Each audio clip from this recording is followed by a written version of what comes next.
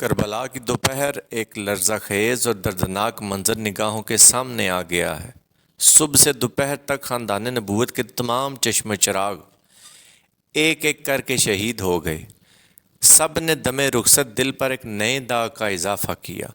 ہر تڑپتی ہوئی لاش کی آخری ہچکیوں پر امام علی مقام میدان میں پہنچے، گود میں اٹھایا اور خیمے تک لائے۔ نظر کے سامنے جن لاشوں کا انبار ہے، ان میں جگر کے ٹکڑے بھی ہیں اور آنکھ کے تارے بھی، بھائی اور بہن کے لاڈلے بھی ہیں اور باپ کی نشانیاں بھی۔ ان بے گوروں کفن جنازوں پر کون ماتم کرے، کون آنسو بہائے اور کون جلتی ہوئی آنکھوں پر تسکین کا مرہم رکھے۔ تنہا ایک حسین اور دونوں جہاں کی امیدوں کا ہجوم ایک عجیب دردانگیز عالم ہے۔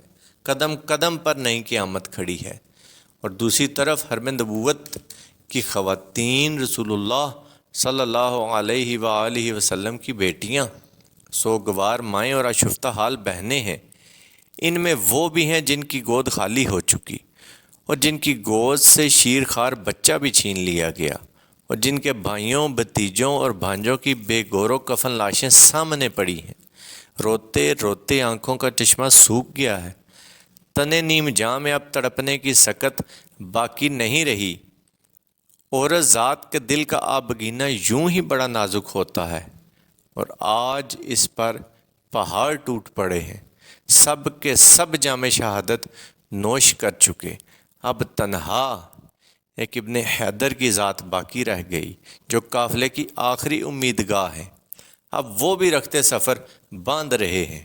خیمے میں ایک کوہرام برپا ہے، کبھی بہن کو تسکین دیتے ہیں تو کبھی شہربانوں کو تلقین فرما رہے ہیں، کبھی لختے جگر عابد بیمار کو گلے سے لگاتے ہیں اور کبھی کمسن بہنوں اور لاڈلی شہزادیوں کو دیکھ رہے ہیں۔ خون کا رشتہ دامن کھینچتا ہے اور ایمان مقتل کی طرف لے جانا چاہتا ہے۔ کبھی یہ خیال آتا ہے کہ ہمارے بعد اہل خیمہ کا کیا حال ہوگا، پردیس میں دشمن کیا سلوک کریں گے۔ دوسری طرف شوق شہادت دامن گیر ہے۔ حمایت حق کا فرض نیزوں پر چڑھ کر آواز دے رہا ہے۔ بالآخر اہل بیت کے ناخدا، کعبہ کے پاسباں، نانا جان کی شریعت کے محافظ حضرت امام بھی اب سر پر کفن باندھ کر جانے کے لیے تیار ہو گئے۔ اہل حرم کو تڑپتا، بلکتا اور سسکتا چھوڑ کر حضرت امام خیمہ سے باہر نکلے اور دشمن کے سامنے کھڑے ہو گئے۔ اب ذرا ٹھہریں اور آنکھیں بند کر کے منظر کا جائزہ لیجئے۔ ساری داستان میں یہی وہ مقام ہے جہاں انسان کا کلیجہ شک ہو جاتا ہے، بلکہ یوں کہنا چاہیے کہ پتھروں کا جگر بھی پانی ہو کر بہنے لگتا ہے۔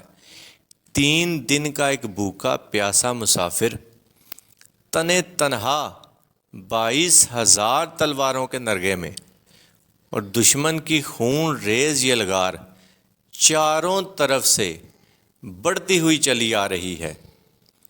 دروازے پر اہل بیت کی مستورات اشکبار آنکھوں سے یہ منظر دیکھ رہی ہیں۔ کبھی منہ سے چیخ نکلتی ہے اور کبھی آنکھیں جھپک جاتی ہیں۔ پھولوں کی پنکھڑی پہ قدم رکھنے والی شہزادیاں آج جنگاروں پہ لوٹ رہی ہیں۔ جن کے اشارہ سے ڈوبا ہوا سورج پلٹ آتا، آج انہی کے ارمانوں کا سفینہ نظر کے سامنے ڈوب رہا ہے اور زبان نہیں کھلتی۔ دیکھنے والی آنکھیں اپنے مرکز امید کو، اپنے پیارے حسین کو حسرت بھری نگاہوں سے دیکھ رہی تھی کہ ایک نشانے پر ہزاروں تیر چلے، تلواریں بے نیام ہوئیں، فضا میں نیزوں کی آندھی چلی، اور دیکھتے ہی دیکھتے فاطمہ کا چاند گہن میں آ گیا۔ زخموں سے چور، خون میں شرابور سیدہ کا راج دلارا جیسے ہی فرش پر گرا، کائنات کا سینہ دہل گیا، کعبے کی دیواریں ہل گئیں اور چشمے فلک نے خون برسایا، اور سورج نے شرم سے منہ چھپا لیا۔ رحمت کے فرشتوں کے جلوس میں جب حضرت امام کی مقدس روح عالم بالا میں پہنچی تو ہر طرف ابن حیدر کی امامت کا نعرہ بلند ہو رہا تھا۔ ادھر خیمے میں ہر طرف آگ لگی ہوئی تھی، یتیموں، بیواؤں اور سوگواروں کی آہ و فغاں سے دھرتی کا کلیجہ پھٹ گیا۔ کاشان نبوت کی شہزادیاں جن کی عفت سرا میں روح الامین بھی بغیر اجازت کے داخل نہ ہوں، صبا بھی جن کے آنچلوں کے قریب پہنچ کر ادب کے سانچے میں ڈھل جائے، آج کربلا کے میدان میں کون ان کا محرم ہے؟ ذرا اپنے دل پر ہاتھ رکھ کر سوچئے کہ ہمارے یہاں ایک میت ہو جاتی ہے تو گھر والوں کا کیا حال ہوتا ہے۔ غم گساروں کی بھیڑ اور چارہ گروں کی صبر کی تلقین کے باوجود آنسو نہیں تھمتے، اضطراب کی آگ نہیں بجھتی، اور نالہ و فریاد کا شور کم نہیں ہوتا، پھر کربلا کے میدان میں حرم کی ان سوگوار عورتوں پر کیا گزری ہوگی جن کے سامنے بیٹوں، شوہروں اور عزیزوں کی لاشوں کا انبار لگا ہوا تھا، جو غم گساروں اور شریک حال ہمدردوں کے جھرمٹ میں نہیں بلکہ خون خوار دشمنوں اور سفاک درندوں کے نرغے میں تھیں۔ امام عالی مقام کا سر قلم کرنے کے بعد کوفیوں نے بدن کے پیرہن تک اتار لیے، جس میں اطہر پر نیزے کے 32 زخم اور تلوار کے 34 گھاؤ تھے۔ ابن سعد کے حکم پر یزیدی فوج نے سیدہ کے لختے جگر کی نعش کو گھوڑوں کی ٹاپوں سے رون ڈالا۔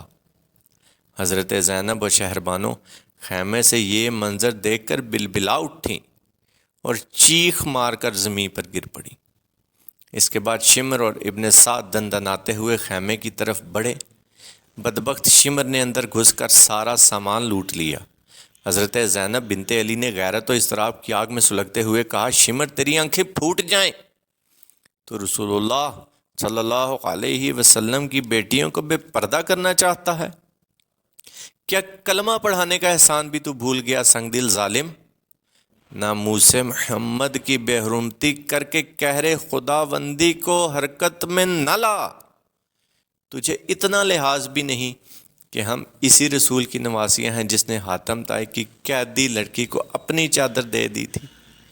حضرت زینب کی گرجتی ہوئی آواز سن کر عابد بیمار لڑکھڑاتے ہوئے اپنے بستر سے اٹھ کھڑے ہوئے اور شمر پر تلوار اٹھانا چاہتے تھے کہ ضعف و نکاحت سے زمین پر گر پڑے۔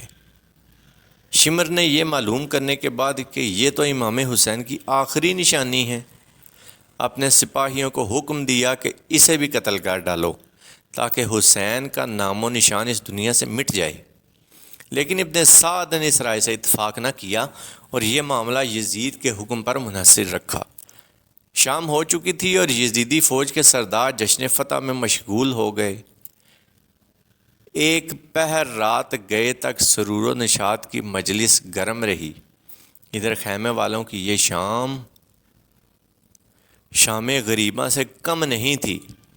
حرم کے پاسبانوں کے گھر میں چراغ بھی نہیں جل سکا تھا، ساری فضا سوگ میں ڈوب گئی تھی۔ مقتل میں امام کا کچلا ہوا لاشا بے گور و کفن پڑا تھا۔ خیمے کے قریب گلشن زہرا کے پامال پھولوں پر دردناک حسرت برس رہی تھی۔ رات کی بھیانک اور وحشت خیز تاریکی میں اہل خیمہ چونک چونک پڑتے۔ زندگی کی یہ پہلی سوگوار اور اداس رات حضرت زینب اور شہربانوں سے کاٹے نہیں کٹ رہی تھی۔ رات بھر خیمے سے سسکیوں کی آواز آتی رہی۔ آج پہلی رات تھی کہ خدا کا گھر بسانے کے لیے اہل حرم نے سب کچھ لٹا دیا۔ کلیجہ شک کر دینے والے سارے اسباب مقتل کی پہلی رات میں جمع ہو گئے تھے۔ بڑی مشکل سے اجالا ہوا اور دن چڑھنے پر ابن سعد اپنے چند سپاہیوں کے ساتھ اونٹنی لے کر آیا۔ اس کی ننگی پیٹھ پر حضرت زینب، حضرت شہربانو اور حضرت امام زین العابدین کو سوار کرایا گیا۔